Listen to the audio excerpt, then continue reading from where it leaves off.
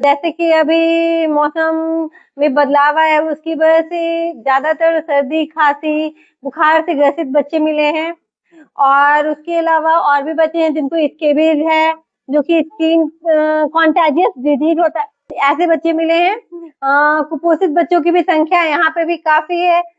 तो बस इसीलिए कैंप करती हूँ कि ताकि जो इलाज नहीं करवा पाते हैं, चाहे किसी भी कारणवश हो, या समय का अभाव हो, या उनके परिजन के पास ये अफोर्ड नहीं कर सकते हैं कि उनके पास पैसा हो कि वो डॉक्टर से जाके दिखा सके, तो ऐसे बच्चे कैंप में बुलाती हूँ, प्रचार के थ्रू आते हैं और परामर्श और दवाई लेके जाते हैं।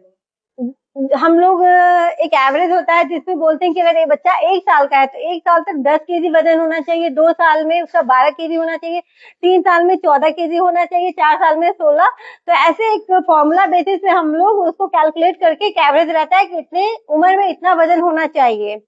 फिर हाइट का भी होता है, तो उस बेसिस पे एज के अकॉर्डिंग हम लोग वेट और हाइट निकालते हैं। अगर उस क्राइटेरिया में नहीं फिट बैठता है तो हम लोग उसका कारण पता करते हैं कि कहीं न्यूट्रिशनल डेफिशिएंसी की वजह से तो नहीं है, कोई जेनेटिक कॉज तो नहीं है, कोई इन्वायरमेंटल फैक्टर्स तो नहीं है, या फिर फैमिलियर हिस्ट्री तो नहीं है। कभी कभी हार्मोनल इम्बैलेंस के कारण भी होता है कि बच्चा बहुत ओवरवेट हो सकता है। तो ये सब चीज रूल आउट करने में बहुत हेल्प हो जाता है। तो ज्यादातर लेकिन जो कैंप पे बच्चे मिलते हैं वो न्यूट्रिशनल डेफिशिएंसी के कारण ही होते हैं, जिनका प्रॉपर हाइट और वेट नहीं होता है।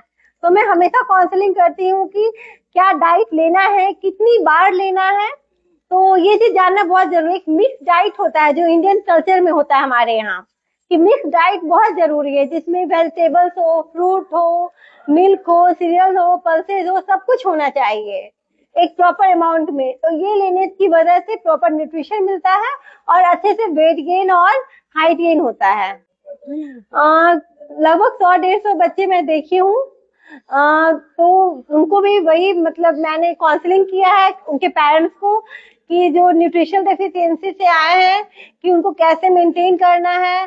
साथ में प्रॉपर हाइजीन भी बहुत जरूरी होता है बच्चों के लिए, तो वो भी बहुत जरूरी है। पेन एब्डोमेन के लेकर यहाँ बच्चे बहुत सारे आते हैं, हर कैंप में मिलते हैं, लेकिन यहाँ पे कुछ ज्यादा ही मिले हैं मुझे।